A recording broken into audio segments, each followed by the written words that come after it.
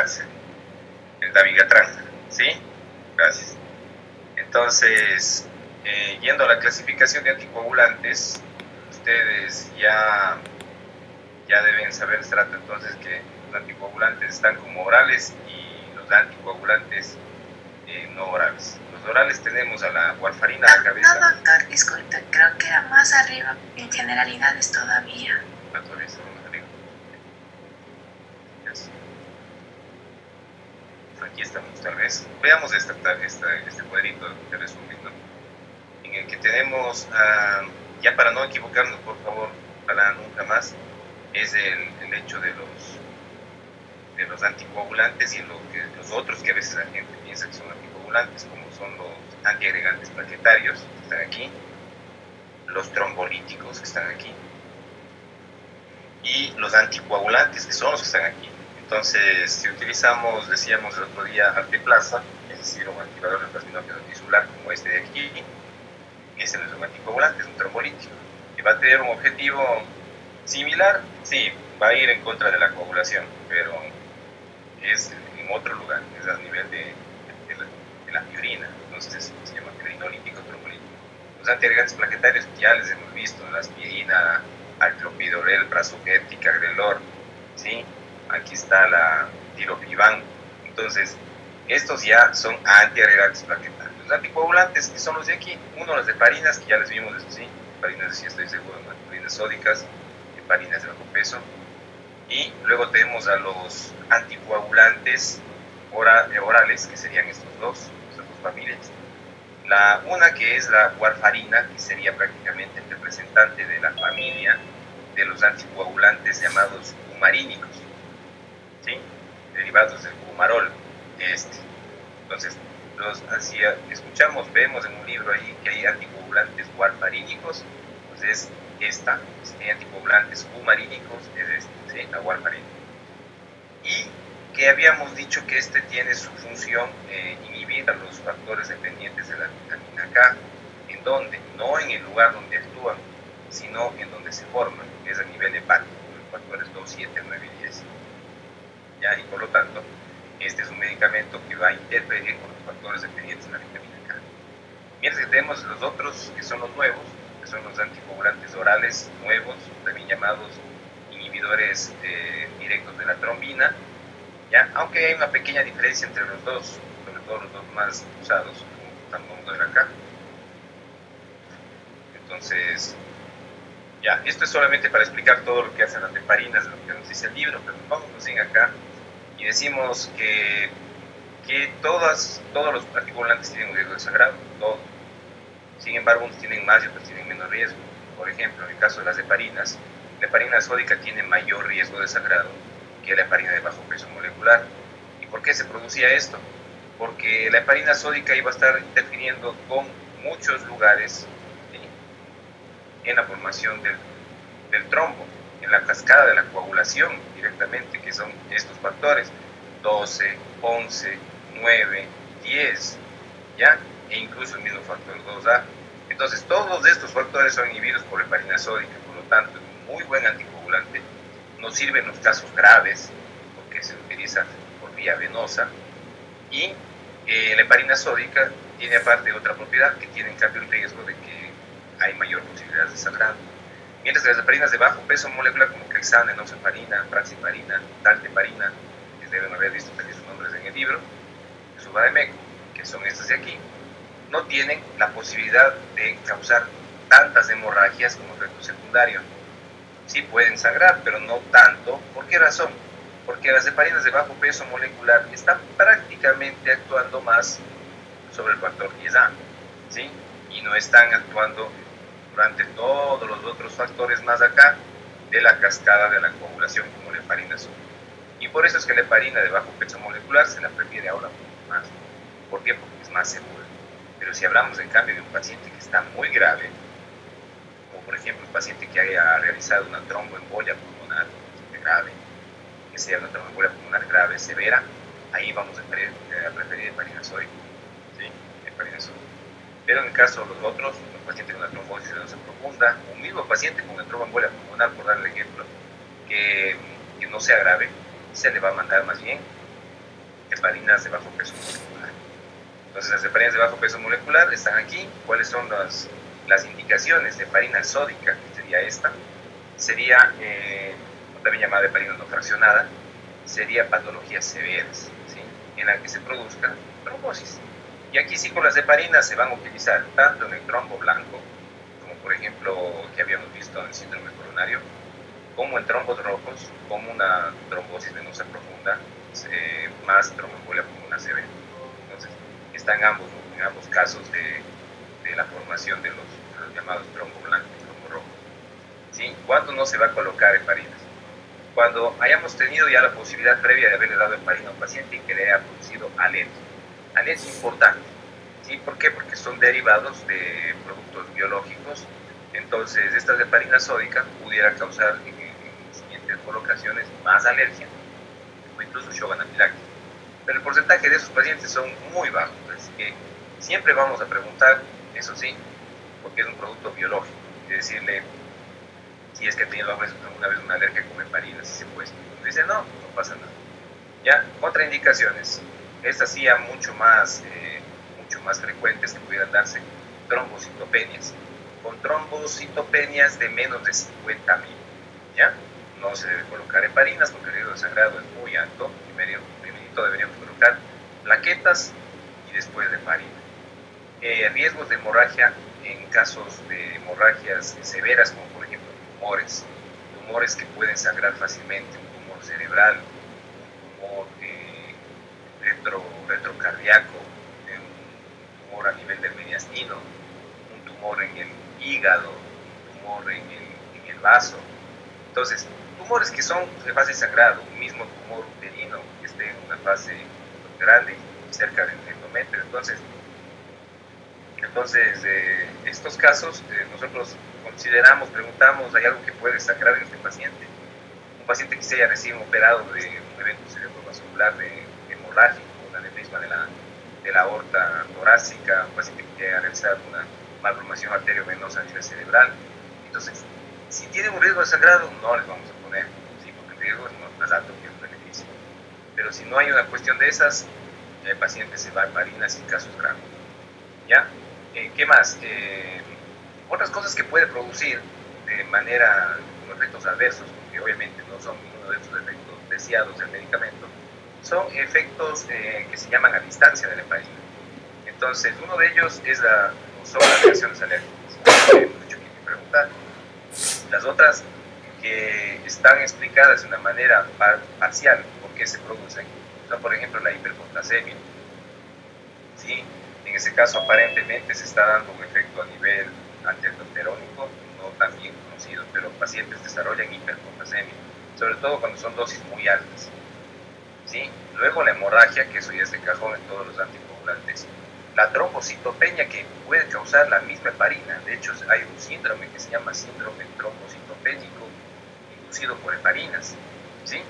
Y que nosotros, cuando colocamos heparina sódica en un paciente, a las 24 horas que hemos colocado heparinas, debemos hacer un examen de biometría, con el objetivo de ver, obviamente, si es que sangró, de repente le mando un grito, todo lo demás, pero el objetivo principal es ver las plaquetas.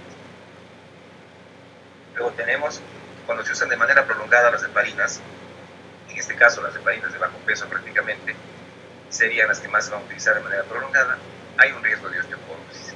¿Ya? La heparina sódica que el paciente esté recibiendo por meses no va a existir el caso, pero sí heparinas de bajo peso. Eso también estar atento en mujeres que tengan osteoporosis severa, deberíamos no escoger a las heparinas como anticoagulante. En embarazo y lactancia, la pregunta que siempre nos debemos hacer, todo medicamento, son seguras. Así es que esos medicamentos van a ir en embarazo y lactancia, pero entre heparina sódica y heparinas de bajo peso se tienen que escoger las heparinas de bajo peso, ¿sí? Por seguridad, menor incidencias de sangrados, facilidad de administración. Todas esas pautas ya hacen que se podría dar heparinas de bajo peso más seguras que el embarazo. Pero si la patología es grave, pues obviamente se puede dar heparina sódica sin riesgo de que pase nada en la mamá ni en el feto. ¿Ya? No es de fácil control de laboratorio. ¿Por qué razón? Porque cuando vimos, ya dijimos cuando vimos la warfarina, que nosotros podemos controlar el efecto terapéutico midiendo el TP, tiempo de protrombina, a través de un INR. y ver si es que el INR nos demuestra que el paciente está anticoagulado.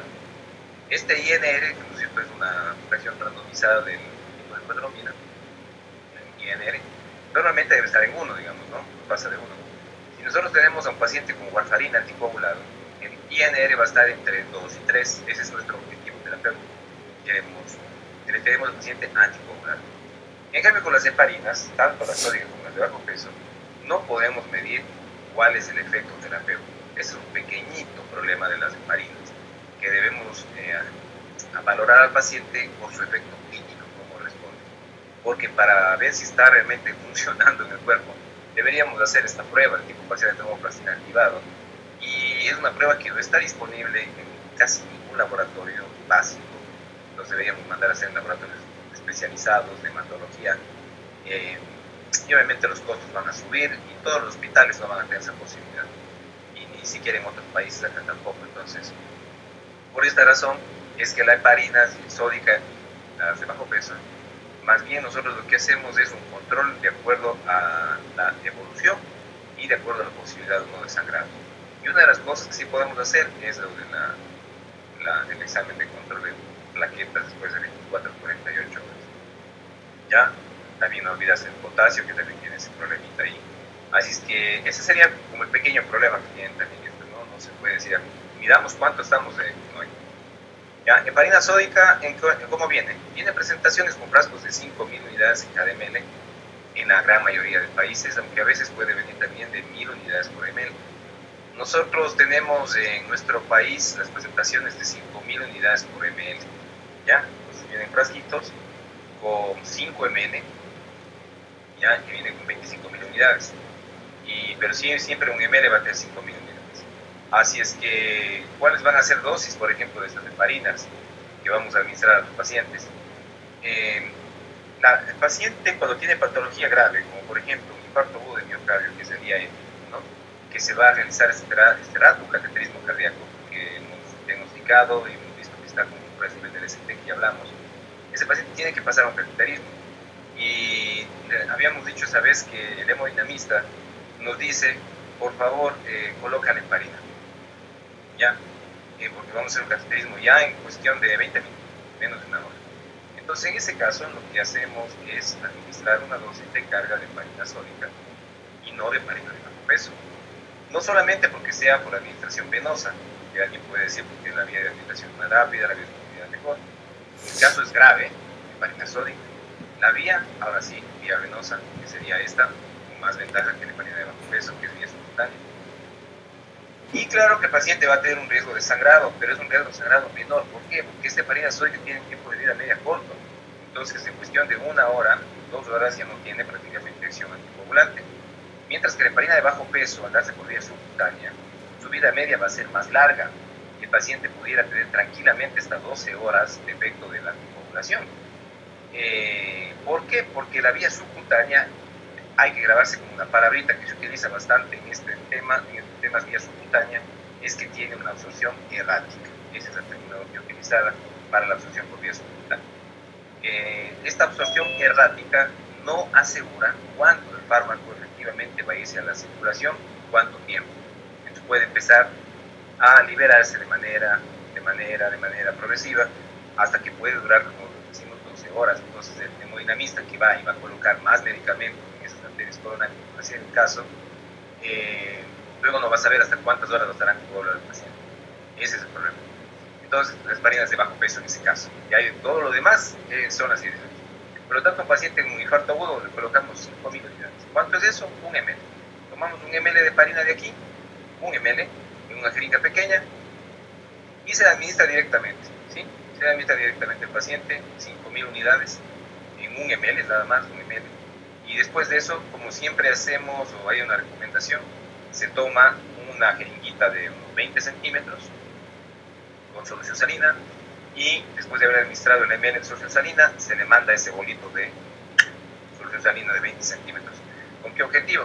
Con el objetivo de, no está muy asegurada esta teoría de mandar el bolo posterior, pero que lo hace, de que empuje prácticamente todo el medicamento y que se vaya a toda la circulación. Es una cosa que siempre se lo hace, he recomendado en los libros. Entonces, 5.000 unidades, que también podrían equivaler a dosis por kilogramo de peso, ¿no? Entonces, nosotros si es que calculamos en nuestros pacientes 70 kilos aproximados por 75 unidades, vamos a tener las 5.000 unidades de esta dosis de carga. 10.000 unidades realmente es mucho, casi no se utiliza, como dice el libro, pero lo que vemos es que utilizamos al inicio, por ejemplo, una tromboembolia pulmonar masiva. Primero 5.000 unidades de heparina, ¿sí? Sódica, estamos hablando, vía venosa.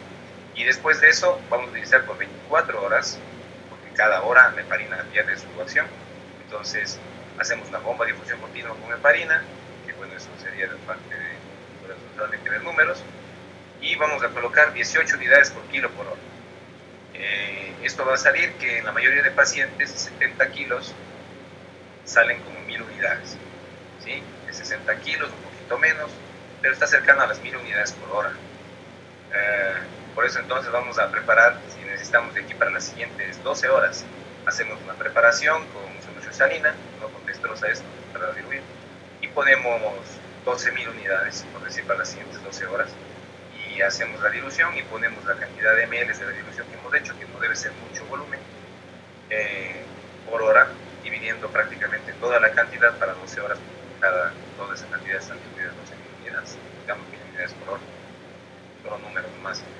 Entonces, que hemos hecho ejercicios, entonces ya creo que ya familiarizamos con lo que estoy hablando. Similar a esto en embolia pulmonar, ¿sí? En embolia pulmonar no es prácticamente similar. Patología grave. Si la patología no es así tan grave como un infarto agudo de miocardio, es más, existen también los pacientes que están con un infarto agudo de miocardio, pero sin elevación del ST, estos pacientes más bien no se los coloque heparina sódica. ¿Por qué? Porque no se van a ir a cateterismo, sino que a esos pacientes se les va a dejar heparina de bajo peso molecular, como la enoxaparina, a la dosis que vamos a tener acá. Ya vamos a ver. Entonces, si el paciente se nos pasa la mano, digamos, o si el paciente tiene algún trastorno ya de la coagulación aparte, y con una dosis normal de heparina que ni siquiera nos hemos pasado la mano, o tiene el paciente insuficiencia renal y se está utilizando heparina para hacer una diálisis, heparina sódica, que utilizan para que esté la sangre anticoagulada y pueda dializarse y no se queden pegados coágulos en las máquinas. Los pacientes con hemodiálisis ponen heparina sódica. Y resulta que el paciente empieza a sangrar. Ya, sangra la nariz, empieza a sangrar bastante, ¿sí? Entonces nos dicen, se fue la mano en la heparina, o sea, no hay más, digo, una dosis normal, pero como tiene insuficiencia renal empieza a sangrar. ¿Qué hacemos? Hay un antídoto. El antídoto de la heparina es la sulfato de protamina, es este, y que tiene una acción de antídoto de tipo química fisiológica, en el sentido de que la protamina se va a unir a la heparina, ¿sí? Tanto la heparina sódica como la heparina de bajo peso, se une a la molécula de heparina e impide que tenga su acción. Es decir, impide que vaya a interferir con los factores que vimos en la coagulación. Entonces es un antídoto químico, ¿no? Porque no llega a receptores ni nada. Son antídotos de tipo químico y este es uno de los famosos ejemplos de antídotos químicos en el que no existe acción sobre receptores. Es que la protamina interfiere con la heparina en el antídoto. ¿Cuánto es la dosis? Es 1 miligramo de protamina por cada 100 unidades de heparina que necesita el paciente, ¿ya? Y también es 1 miligramo de la misma protamina por cada 1 miligramo de heparina de bajo peso que ha recibido el paciente. Entonces, nuestro paciente anterior recibió una dosis de carga de 5.000 unidades y tenemos la protamina que viene en un frasquito, como está aquí en la foto, de 50 miligramos y recibió 5.000 unidades. ¿Cuántos frasquitos le ponemos de protamina como antídoto?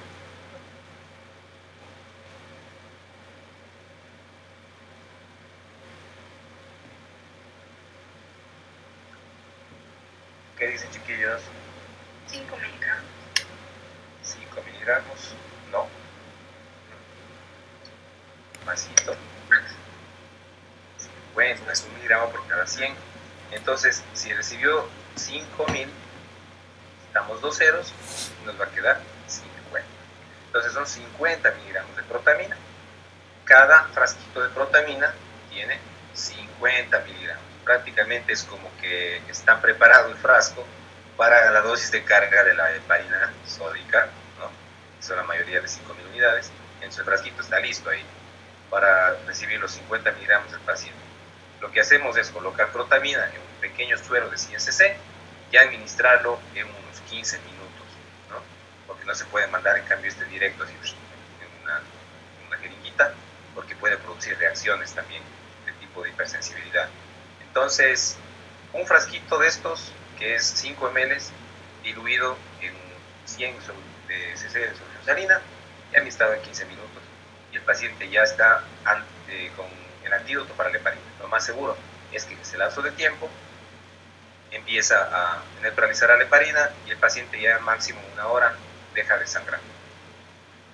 Luego tenemos las heparinas de bajo peso. Como la mayoría de pacientes están recibiendo la dosis anticoagulante, que es de 1 miligramo por kilogramo de peso, la más conocida, que es la enoxaparina, 1 miligramo por kilogramo de peso, cada 12 horas, el paciente puede haber recibido una dosis inicial de 60 miligramos, ¿ya? De protamina, de heparina de bajo peso.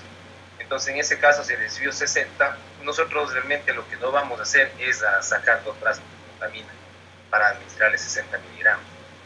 No se hace eso. A pesar que la dosis dice que es de 1 miligramo por cada miligramo de enoxaparina, no vamos a sacar un frasco más de protamina para sacar de aquí unos 10 miligramos más de otro frasco. No se lo va a hacer. ¿Por qué? Porque la mayoría de pacientes van a responder a la dosis más alta, que sería de los 50 miligramos de protamina. A menos que un paciente haya recibido ya unos 80 miligramos de enoxaparina, pues decía, debemos colocar una dosis más alta de protamina, ¿ya? Pues son 60 miligramos, colocamos 50 miligramos igual y el paciente está neutralizado con el antídoto, ¿ya? Bueno, entonces el paciente que se va a diálisis, le ponen heparina y empieza a sangrar. Ahí acordémonos de eso, recibió heparina sódica, sangró, por lo tanto le vamos a colocar protamina. Entonces, si tiene antídoto, es una ventaja, tienen las heparinas también. Luego tenemos acá la misma enoxaparina, que habíamos dicho ya cómo se coloca, tomando el gordito, ¿no es cierto?, de las zonas periumbilicales, luego también a nivel de los flancos acá, en la cara interna de los muslos, también en la cara externa de los muslos, de varios lugares para las heparinas. Y nosotros, juntamente con la enfermera, debemos explicar al paciente cómo debería colocarse cuando se va a su casa a colocarse estas enoxaparinas. La enoxaparina viene en ampollitas preparadas, ¿sí?, de 0,4, 0,2 y de 0,6 miligramos, que equivalen en total a 40, a 20 y a 60 miligramos. Entonces, prácticamente si un paciente va a anticoagularse con enoxaparina, le vamos a colocar una ampolla de 60 miligramos cada 12 horas, vía subcutánea, porque es 1 miligramo por kilo cada 12 horas. Las dosis de la heparina de bajo peso, tenemos eso sí dos, que es la dosis profiláctica y la dosis anticoagulante. La dosis anticoagulante es la que se le va a colocar en un paciente que ya tiene el proceso de coagulación, sea este infarto con miocardio, una tromboembolia pulmonar, una trombosis venosa profunda, ¿ya? Entonces, esos pacientes van a recibir anticoagulación con la dosis de enoxaparina de 1 miligramo por kilo cada 12. Mientras que los pacientes que no han hecho el proceso y los que queremos prevenir justamente que se formen trombos, como son quienes, los pacientes para hacer la campaña de prevención de trombosis venosa profunda, todos aquellos quienes van a tener la posibilidad de estar encamados, de estar con éxtasis venoso, ¿ya? Aquellos pacientes que están con procesos inflamatorios sistémicos, como un paciente en sepsis, un paciente que está con un trauma de cráneo en ventilación mecánica, sedado, no se puede mover las piernas, haciendo la famosa triada de Virchow, que ya les dijimos, ¿no es cierto?, que aumenta las posibilidades de trombosis, se colocan heparinas de bajo peso profiláctico. Ahí no vamos a poner heparina sódica, jamás, sino que se pondrá heparina de bajo peso. Y la profilaxis está en el rango de 0,5 a 1 miligramo por kilo una vez al día. Entonces, si el paciente tiene 60 kilos promedio, va a recibir una ampollita de 60 miligramos una vez al día. Si es joven, si es que es mayorcito, adulto mayor, le bajamos la dosis, le damos unos 40 miligramos. Y si es muy bien viejito, que está desnutrido y todo, y como ya no tiene proteínas y todo lo que ayudan a transportar ese medicamento, entonces colocamos 20 miligramos más, ¿sí?, vía subcutánea. Por eso existen las ampollitas de 20, 40 y 60. Además que hay pacientes niños que también hacen trombosis aunque no son frecuentes por suerte. Ya, entonces aquí tenemos, por ejemplo, en casos en los que dice cuándo se va a utilizar las heparinas de bajo peso. En toda patología que incluya trombosis, o sea, trombos blancos, trombos rojos. Los nombres están aquí. Y cuándo también se los va a hacer en otro tipo de tratamientos. Cuando, por ejemplo, una paciente estaba tomando warfarina, digamos que tenga un síndrome antifosfolipídico que produce trombos, le han dado warfarina y queda embarazada. Entonces, como la warfarina sí tiene riesgo en el embarazo, se va a cambiar a otro tipo volante. ¿Cuál sería ese ideal? Heparinas de bajo peso molecular, las más seguras en el embarazo. ¿Cuándo está contraindicado? Sobre todo en insuficiencia renal. ¿Sí? En esos casos, ahí sí no son seguros porque, como decimos, la absorción es errática. Las dosis están aquí. En una TEP, que es esta de acá, tendremos la dosis de 1 miligramo por kilo cada dosis, vía subcutánea, ¿no? A veces se utiliza la primera dosis vía venosa, pero hay que ver que la presentación venga para vía venosa. ¿Sí? En otras ocasiones tenemos enoxaparinas que no vienen con presentación vía venosa, solo vienen vía subcutánea. Obviamente no podemos aplicar vía venosa, pero la primera dosis, las demás son vía subcutánea. En profilaxis, aquí están, riesgo bajo de hacer trombosis, unos 20 miligramos vía subcutánea QD. Si está con riesgo intermedio, también de acuerdo a las edades, como dijimos, 40 miligramos. Si está en riesgo alto de que pueda desarrollar trombosis, entonces hacemos 60 miligramos. ¿Cómo vemos el riesgo? Pues hacemos escalas. Hay unas escalas para ver trombosis, que eso verán en la parte clínica, de acuerdo a una escala que se aplica cuál es el riesgo de hacer trombos. ¿Ya? Y de acuerdo a esa escala, entonces ustedes dicen, este paciente podría hacer una trombosis venosa profunda. La escala se llama escala de Wells. ¿Sí? Escala de Wells. Bueno, entonces, en adultos mayores las dosis siempre se bajan, pueden ser eso también. Y pues el problemita puede ser los precios que hay que comprar, porque no siempre hay en los hospitales. Cuando hay en los hospitales no estamos con ningún problema, pero cuando hay que comprar, ahí sí viene el problemita cuando la gente tiene bajos recursos, no pueden adquirir la medicación. Y en los que pueden adquirir, pues estos son los mejores que podríamos administrar al inicio de todo el paciente con trombosis. Y tenemos los directos, ¿sí? Los llamados inhibidores directos, y tenemos dos, los anticoagulantes orales no warfarínicos. El uno de ellos va a ser los inhibidores del factor 10A, ¿ya?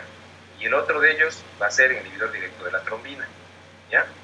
Entonces, tenemos al inhibidor del factor 10A.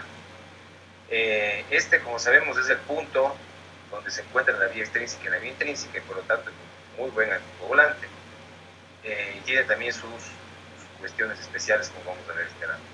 El nombre es Rivaroxaban, el nombre comercial que tenemos en nuestro medio es Xarelto, que tiene patente, viene en comprimidos de 20 miligramos, también viene en comprimidos de, ¿dónde está aquí? No queremos ver, no tengo. Viene en comprimidos de 20 miligramos, y la dosis de este medicamento va a estar dentro de la patología que tengamos que tratar. Aquí están los comprimidos que les quería mostrar. Viene de 20, de 15 y de 10. Entonces, ¿por qué vienen todas esas presentaciones? No es realmente porque esté enfocado más para niños ni así, porque de hecho no está probado en niños, así muchos estudios que todavía aseguran su niño, sino es más bien por la patología. Aquí está una patología, trombosis venosa profunda.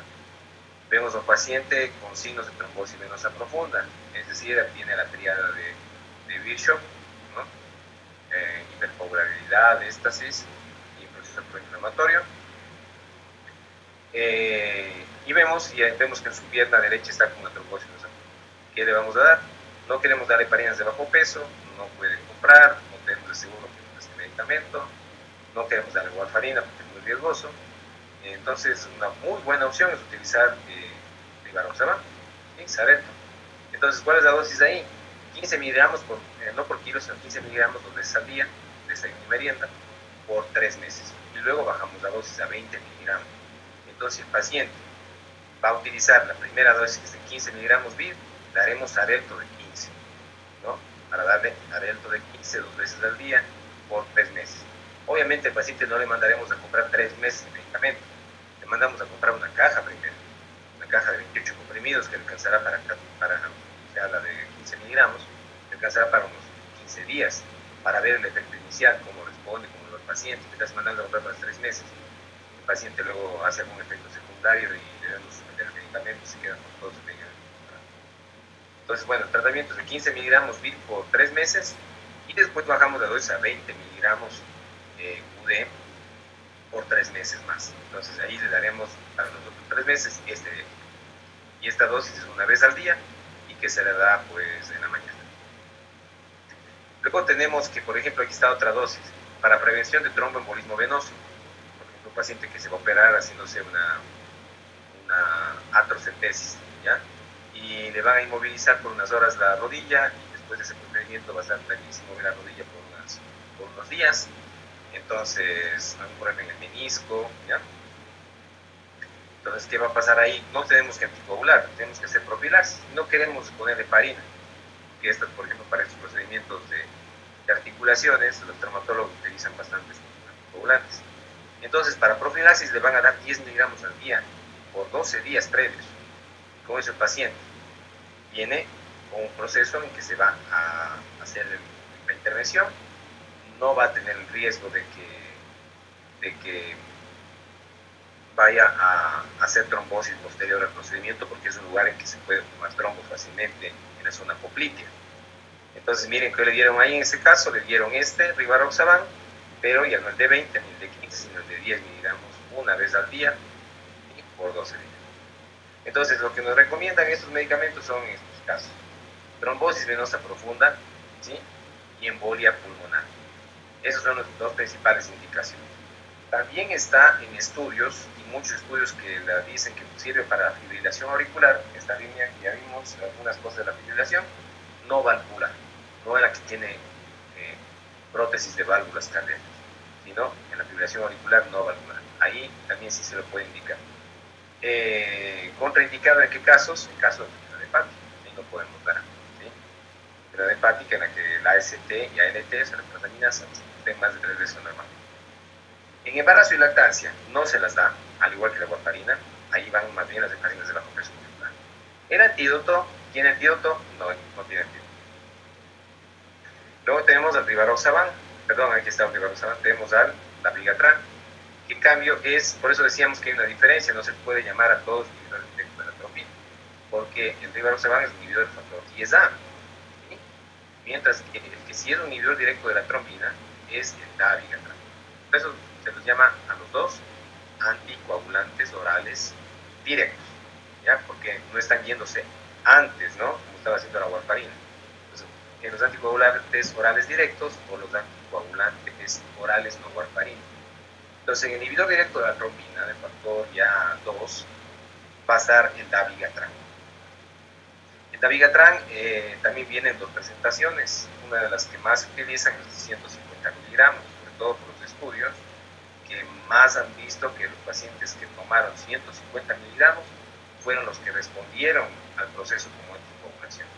Mientras que la otra dosis, la de 110 miligramos, que podemos ver en muchos libros, también está estudiada, pero se ha visto que tiene menos éxitos, menos tasas de éxitos con 110 miligramos. En todo caso, veamos primero qué nos dice el dabigatran. El nombre comercial que tiene, porque es patente, Pradaxa, ¿ya? Entonces, vienen cápsulas, de 30 cápsulas la caja con 150 miligramos. ¿Cuándo nos va a servir? Cuando necesitamos tratamiento anticoagulante a largo plazo. Por ejemplo, el paciente quiso una trombosis venosa profunda y no le queremos colocar 6 meses de heparinas de bajo peso, ¿cierto?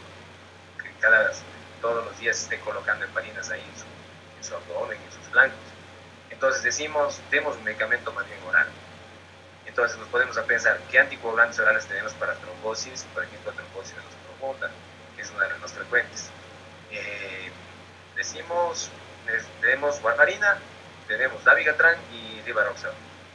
Entonces tenemos la opción de warfarina, sí, más barata, pero mayor riesgo de sangrado. Tenemos dabigatran y tenemos rivaroxaban. El paciente tiene insuficiencia hepática, preguntamos, porque si tuviera insuficiencia hepática no puede recibir el rivaroxaban, no, y tampoco puede recibir el dabigatran, no tiene insuficiencia hepática, muy bien. Tiene insuficiencia renal, ¿ya? Y nos dice, tiene un grado pequeño de daño renal, pero no está en un grado de insuficiencia renal, entonces sí puede recibir. Porque si tiene ya insuficiencia renal debe tener una creatinina por lo menos mayor de 2. Y ahí sí ya no pudiera recibir estos medicamentos. siquiera el otro tampoco, rivaroxaban. Ahí sí debería recibir heparinas de bajo peso, ¿ya? O incluso la misma warfarina. En cambio, él le ganaría estas otras dos más nuevas. Bueno, entonces, el paciente, como no tiene falla hepática, como no tiene falla renal, no tiene trombosis venosa profunda, como si tiene la capacidad de adquirir Pradaxa, Dabigatran, le vamos a dar Dabigatran, ¿ya? Ahora, tenemos otro caso, el paciente no tiene trombosis venosa profunda, tiene fibrilación auricular no valvular, ¿ya? Al igual que el anterior, el rivaroxaban sí estaba indicado, como que es un reemplazo a la warfarina, de hecho, porque muchos todos los pacientes anticoagulados con fibrilación auricular recibían warfarina, y un montón de ellos sangraba la cabeza, que es el principal riesgo de la warfarina. Tiene un riesgo de sangrado en cavidades grandes, una de ellas antemesis. Los pacientes venían un día inconscientes y era con una hemorragia intracerebral. Y vemos el INR y el INR en 3, en 4, que nos ha hecho controles y se anticoaguló más en la cuenta. Estos medicamentos, como Dabigatran, como rivaroxaban, tienen un riesgo de sangrado bajísimo. No que no lo tengan, sí lo tienen. Pero en cambio es mucho más bajo que el riesgo que tiene la warfarina. ¿Cuál es la situación? El costo.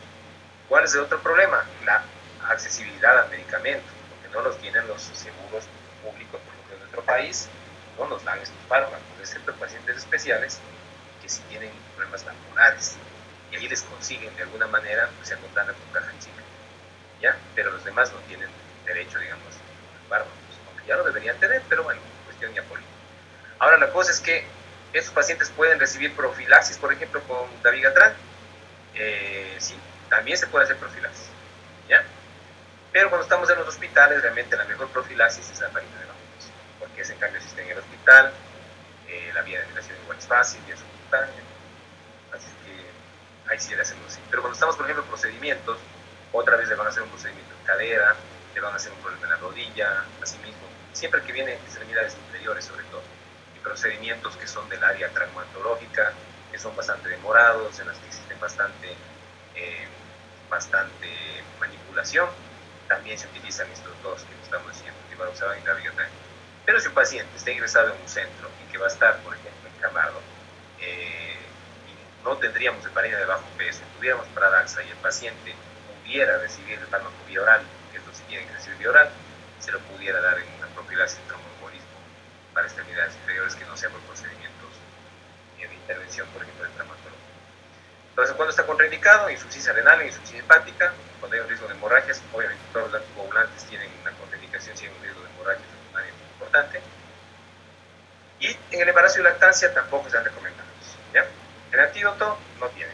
Entonces, ahí están las características del Dabigatran, las presentaciones que vienen de 110 y 150 miligramos, y también hay unas cápsulas de 75 miligramos. Entonces, cuando, por ejemplo, se hicieron estudios del Dabigatran para la fibrilación auricular, hicieron estudios de una toma de 110 miligramos, 110 miligramos BID, ¿ya? O de 150 miligramos BID, o de 75 miligramos BID, y realmente en la que se vio que los pacientes no hicieron accidente cerebrovascular, que eso es lo que queremos prevenir con la anticoagulación y la fibrilación, los pacientes que más respondieron a ese objetivo fueron estos, tomaron 150 miligramos BID. Pero obviamente también tuvieron un mayor riesgo de sangrado que los que tomaron 110 miligramos BID. Así es que cuando tengamos que tomar, o mejor dicho, recetar, bueno, tomar también nos puede tocar algún día, anticoagulantes orales, nosotros debemos hacer dos escalas, ¿sí? Primero la escala del riesgo de accidentes cerebrovasculares, el riesgo de trombosis venosa profunda, que les dijimos que era la escala de Wells, ¿no? ¿Sí? La escala de Wells. Entonces hay la escala de Wells para trombosis venosa profunda y la escala de Wells para tromboembolia pulmonar, ¿ya? Y vemos si el paciente justifica darle anticoagulantes, ¿sí?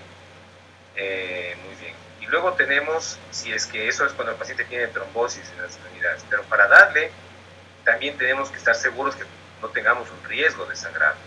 Entonces, para darle los anticoagulantes estos, warfarina, Dabigatran, rivaroxaban, hacemos la escala de Hasbled, ¿ya? Entonces nos vamos a una calculadora, buscamos escala de Hasbled le escribimos ahí en MedCalc, yo les he dicho que busquen ahí siempre cualquiera de estas escalas en MedCalc, calculadora médica, y ahí les da el Hasbled que tiene el paciente, ¿sí?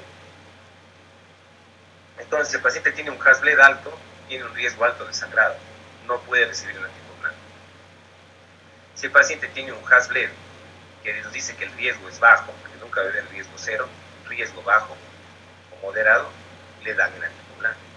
Si el paciente tiene una escala de Wells que dice que es baja, que no tiene riesgo de hacer trombosis, no le dan anticoagulante, no dice por qué dar, no está indicado. ¿Sí? Entonces, cuando queremos un paciente que tiene fibrilación auricular y que queremos decirle si necesita o no tomar un anticoagulante, hacemos, porque no todos los que tienen fibrilación auricular toman anticoagulantes, estamos nombrando a la warfarina, al rivaroxaban y probablemente al dabigatran. Entonces, para esos pacientes hacemos una escala de Chas-Basket. ¿Sí? ¿Ya? Una escala de Chas-Basket. Entonces, hacemos una escala de Chas-Basket y calculamos cuál es el riesgo que tiene el paciente de hacer un infarto cerebral. Entonces, ustedes tienen un paciente que descubren que tiene fibrilación auricular, aparte del antiarrítmico que hablábamos otra vez. Ustedes dicen, este paciente con fibrilación auricular no valvular, deberíamos considerar anticoagulantes para que no se formen trombos, para que no viajen al cerebro, para que no hagan infartos cerebrales, para que no se queden hemipléjicos, para que no se mueran por eso.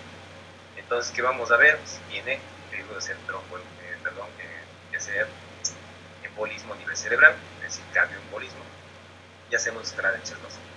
¿Sí? Para las piernas, para la trombosis venosa, escala de Wells. ¿Ya? Y para ver si le damos el anticoagulante, escala de Hasbled, para ver si tiene riesgo bajo de sangrar. ¿Ya? Entonces así se toma la decisión, ¿sí? Con escalas objetivas, no al ojo, no me parece que, no me parece que, no. Escalas objetivas. Vamos a una escala, tiene riesgo alto, le damos.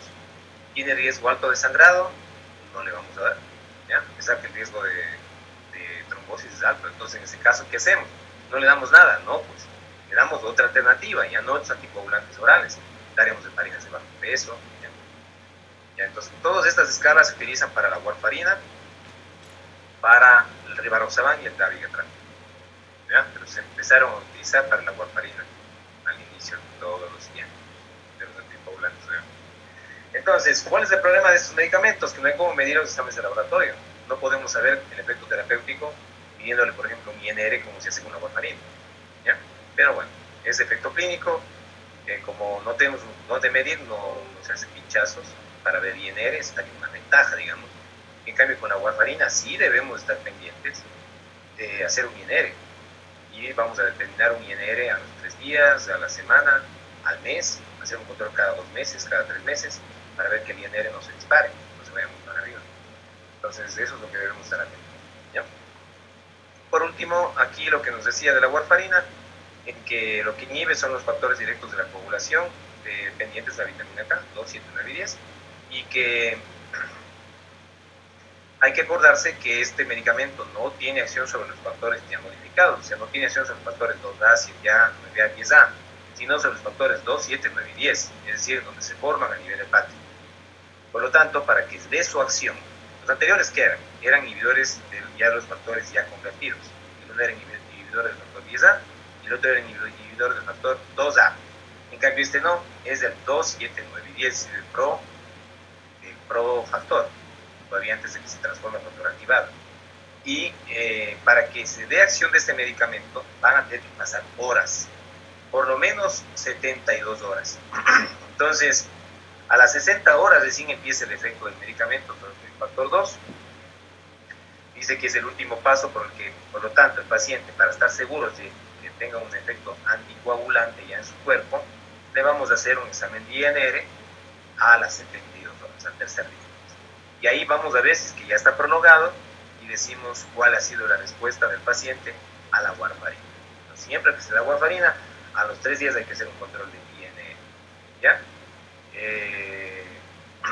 Bueno, entonces, esa es una ventaja por un lado, sí, por otro lado es una desventaja, porque en cambio hay que hacer controles de que están pinchando al paciente, entonces el paciente también se empiezan a cansar, tiene miedo, pero bueno, solo siempre pinchacito, se le va a hacer un estudio de INR. En el embarazo, ¿la warfarina se da? No.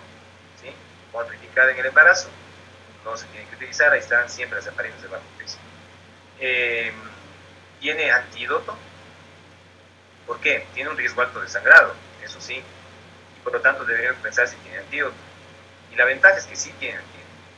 El antídoto, como es un inhibidor directo, de los factores dependientes de la vitamina K, el antídoto es la vitamina K. Entonces, vamos a ver el antídoto en la otra diapositiva.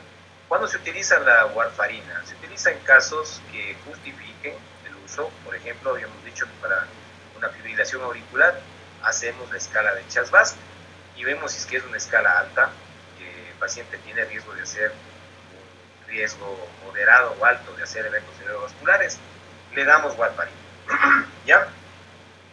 Y ¿qué es lo que tenemos que hacer cuando tengamos, por ejemplo, que hacer un procedimiento? Si el paciente toma warfarina, por ejemplo, se va a vacunar el día viernes de la vacuna de COVID. Entonces el paciente está tomando warfarina. Ese sí es un anticoagulante. Si el paciente le preguntan, ¿toma usted anticoagulantes? Efectivamente sí. ¿Qué necesita saber para vacunarse? No está contraindicado, pero lo que está contraindicado es cuando está más de 3 el INR. Entonces, si nosotros hacemos un INR, el tío nos pregunta, oye, ¿me puedo vacunar? Tiene que hacerse primero un INR. ¿Ya? Hoy día, hagamos un INR o mañana, porque mañana es, no, pasado mañana, el jueves, podemos hacernos el INR. Resulta que el INR ha estado en 3.5. Entonces, ¿qué se le dice a este paciente? Que suspenda el INR, perdón, la warfarina, suspenda el jueves y suspenda el viernes, ¿ya? Y que se vacune el día viernes. No hace falta hacerse otro INR, porque de ley va a bajar el INR en sus 2 días. Y el día sábado que vuelva a tomar warfarina. Pero no dejar pasar más de 3 días, porque si demoramos 3 días, se va a agotar el efecto que tiene la warfarina y por lo tanto los factores que estaban formándose en el hígado nuevos, en 3 días ya se van a formar y otra vez el paciente va a empezar a coagular. Así es que hay que máximo suspender por 2 días, si por ejemplo es para este ejemplo, como acabo de decir. En fibrilación auricular, la warfarina es uno de los más utilizados, es el más barato, entonces se lo toma a nivel mundial muchos pacientes con warfarina. Claro que el riesgo de sangrado es mayor si sangra un paciente. ¿El trombosis venosa profunda se puede utilizar? Por supuesto, claro que sí. La dosis es de 5 a 10 miligramos al día y es dosis dependiente.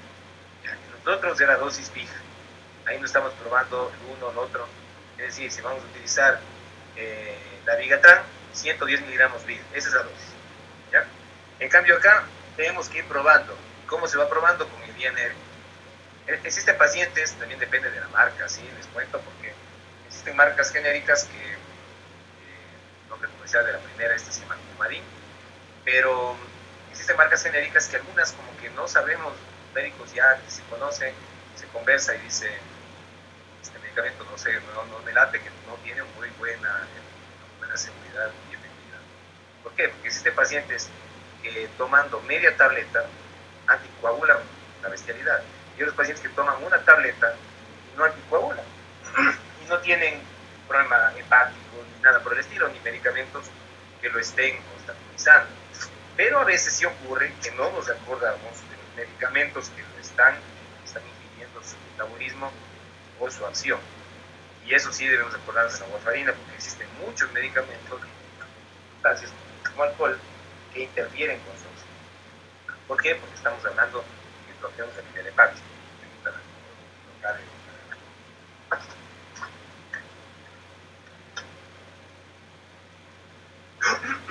Ya. A ver, entonces, aquí están los objetivos terapéuticos que queremos en nuestro paciente. Es de 2 a 3,5, dependiendo de la patología que dice. Es decir, si es una fibrilación auricular, o que le tengamos en el rango de 2 a 2,5, no más de 3 está bien. Pero si es un paciente que tenga patología valvular, por ejemplo, si cambiar una válvula mitral, entonces el paciente tiene que estar anticoagulado en el rango de 3 a 3,5, no más de 3,5 tampoco. Por eso es que cuando viene un paciente a vacunarse, entonces se le pide hacer su INR primero. Vamos a ver. Miren lo que puede pasar con los pacientes con warfarina y con otras enfermedades. Entonces, debemos tener que si el paciente va a usar warfarina, por ejemplo, tiene aparte hipertiroidismo, esta enfermedad, tanto hacia arriba o hacia abajo, hiper o hipo, debe estar bien controlada. Porque si es que el paciente está en un estado hipertiroideo, el medicamento aumenta su efecto, es decir, el paciente va a anticoagular más de la cuenta. Y si el paciente está en un estado hipotiroideo, es decir, no está bien controlado, en caso de que tenga un hipotiroidismo, no toma fármaco o no toma fármaco, el paciente en cambio disminuirá su efecto. Por más que en cambio empezamos a dar dosis altas, no anticoagula pronto. Y ahí el riesgo es que si empezamos a subir la dosis de manera indiscriminada, por ejemplo 10 miligramos, es bastantísimo, el paciente un rato de eso se empieza a anticoagular y ahí sí sangra, pero sangra porque sangra. ¿Ya? Y otras, por ejemplo, como medicamentos como la misma miodarona, que pudiera estar presente en esos pacientes, por ejemplo el de fibrilación auricular, que está recibiendo miodarona y le damos warfarina. Entonces, si nos podemos acordar de esto, cuando veamos un paciente que está o anticoagulando más de la cuenta o no está anticoagulando bien, pongámonos otra vez al libro, o si nos acordamos de esto, decimos, a ver, los pacientes tiroideos deberíamos de hacer un TSH, porque si el TSH no está bien controlado, nos dice que el paciente está en hipertiroidismo, va a aumentar más el efecto o va a disminuir mucho el efecto de la warfarina, no queremos, ¿ya? Y por otras son las cefalosporinas, los antibióticos cefalosporinas que aumentan el efecto de la warfarina. No se pide al paciente, se pide que no tome alcohol, si toma alcohol lo haga en una dosis muy baja. ¿Por qué? Porque tiene la posibilidad de interferir directamente con el efecto a nivel hepático, ¿ya? O si vamos a utilizar unas sustancias como un antiparasitario, como un antibiótico, también que podría ser el caso, como el metronidazol, también va a interferir con su metabolismo. Entonces, no, en estos casos se trata de evitar estas sustancias, ¿sí? Para que no tengan acción sobre la warfarina. ¿Y cuál es el antídoto? Como decíamos, la vitamina K. Pero no sola, tiene que ir vitamina K más plasma fresco congelado. ¿Ya? Entonces, ¿cuáles son las indicaciones de warfarina? De vitamina K, que es el antídoto, un INR, pero no un INR de 3.5. Tiene que ser un INR mayor a 5. Esa es la indicación tácita, o sea que no hay como dudar.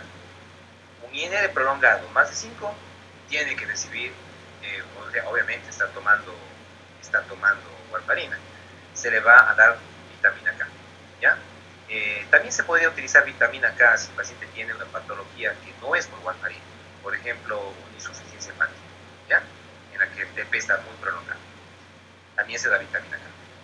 Pero estamos hablando de farmacología, entonces como antídoto de la warfarina. También se utiliza la vitamina K en otras patologías, en otros protocolos de manejo, como por ejemplo el recién nacido, pero ahí le daremos una dosis más baja, no vamos a dar una dosis igual que el adulto, como vamos a ver. En el recién nacido se lo hace, ¿por qué? Porque se ha visto que con el uso de vitamina K por vía muscular, el paciente no va a tener el riesgo de sangrar en las primeras horas por tener todavía un hígado que no está maduro. Y también existe la ventaja de la vitamina K por vía oral, que esa es la ideal para los pacientes, por ejemplo, recién nacidos. Ya les vamos a poner acá. Y también se utiliza en intoxicación por raticidas, pacientes que se quieren suicidar tomando raticidas, pero hay que irnos a qué tipo de raticida. Entonces, para eso, por lo general, lo que hacemos es pedir el frasco, pedir la envoltura de lo que se tomó en potencial suicida, y lo que vamos a hacer es un ratito, a ver.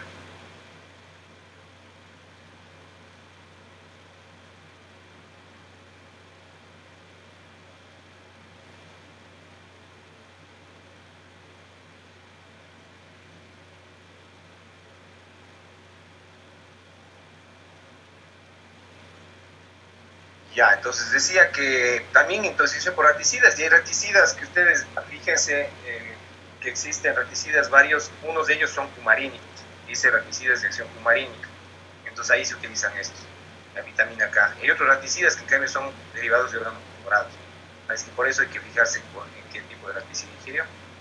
Bueno, entonces lo que sí, la vitamina K no es que actúa de una manera rápida, de una a la primera hora ya va el paciente nuevamente a dejar de sangrar.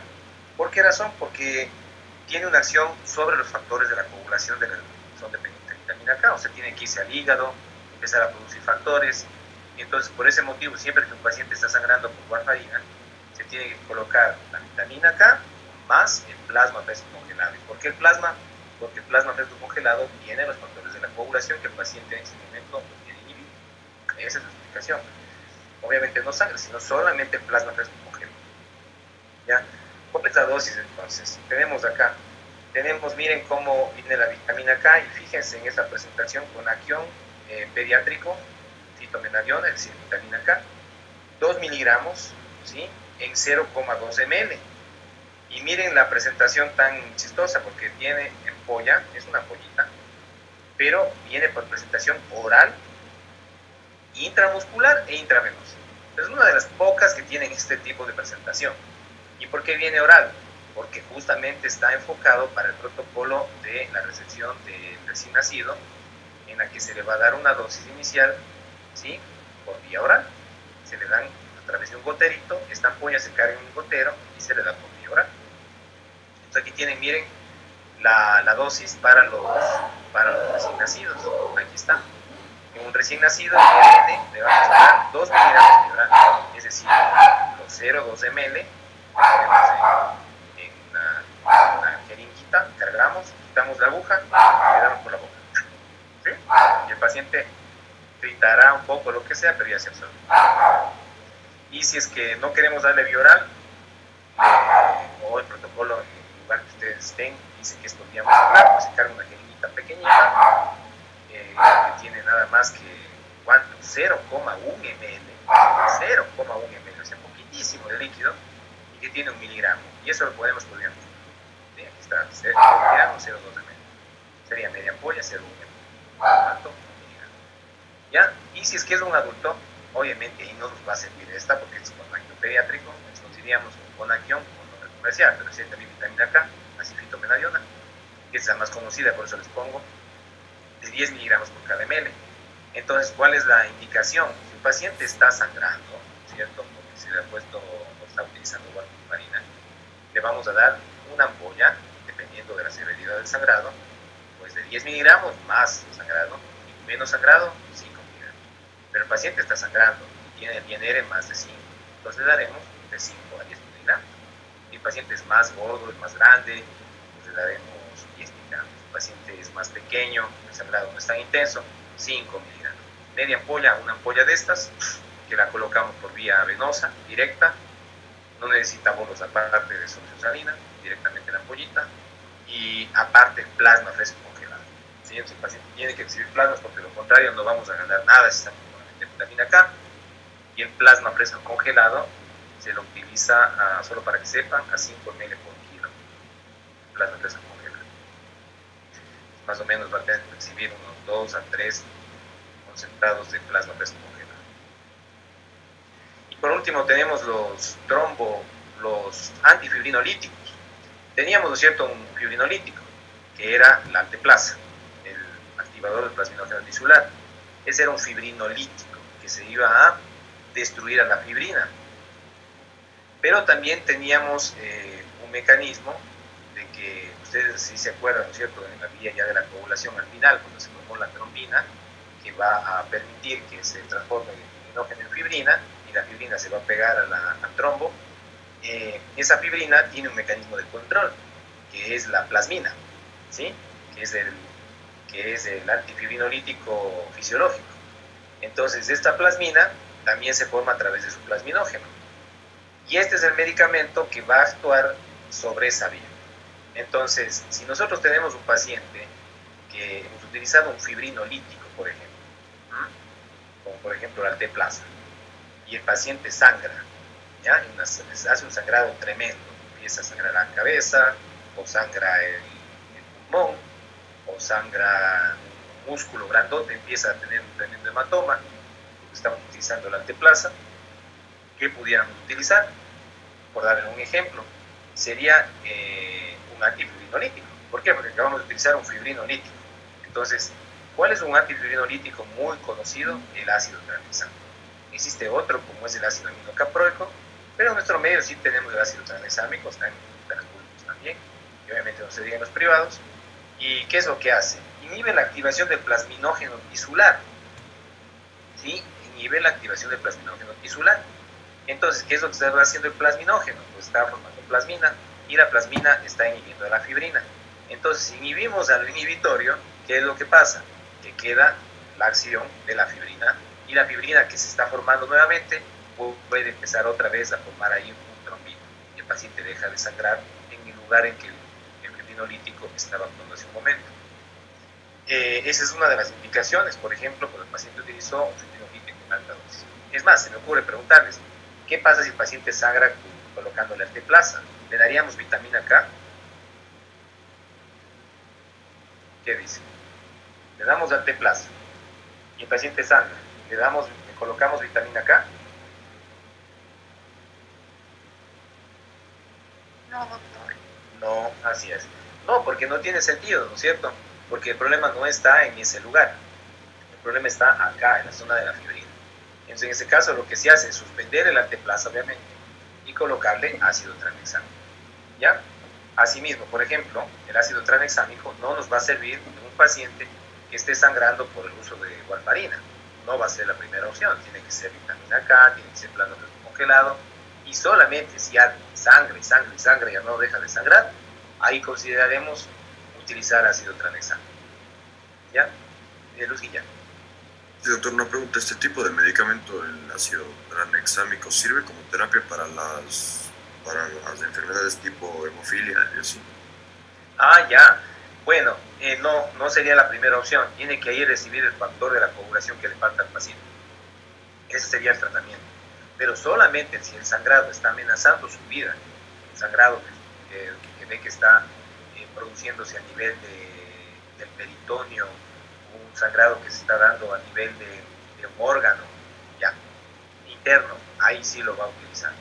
Pero como la mayoría de hemofílicos, ¿no es cierto?, no tienen esos sangrados, porque hacen sangrados de otras estructuras, entonces ahí va a utilizar primero su factor de la coagulación que le falta. Y en sangrados que estén amenazando la vida, ahí sí se puede utilizar ácido tranexámico. Así es, compañero. Bueno, entonces, este medicamento también se puede utilizar en otros casos, como por ejemplo el trauma. El trauma también se lo ocupa, ahí no tiene que ver nada que esté el fibrinolítico previo actuando, simplemente el paciente está sangrando y también se lo utiliza, más o menos en relación a lo que el doctor Guillermo decía. ¿Sí? ¿Cuál es la dosis? La dosis es de 500 a 1000 miligramos. Aquí viene la ampolla de ácido tranexámico que tiene 1000 miligramos por cada 10 ml, es decir, todos los 10 ml tienen 1000 miligramos. Entonces, en un paciente utilizaremos media ampolla, medio frasco vial, se llama esto más que ampolla, se llama frasco vial, como os he dicho, se llama frasco vial. Entonces, utilizaremos un medio frasco a un frasco por vía venosa lenta diluida. ¿Qué quiere decir lenta diluida? No le podemos dar en bolus, sino que debemos, o sea, ni siquiera en 2 minutos, debemos por lo menos demorarnos entre 2 a 5 minutos para que sea lenta diluida, ¿ya? Y cuando es en bolo, de 1 a 2 minutos, ¿no? Y algunos bolos que son de una, como la adenosina, que prácticamente la administrábamos en segundos. Bueno, entonces el uso obviamente solo a nivel hospitalario. ¿Por qué razón? Porque también el ácido tranexámico puede producir trombosis y una terapia. ¿Ya? Esto es todo lo que es los anticoagulantes. Preguntas, por favor. Me quedo pendiente. Preguntitas.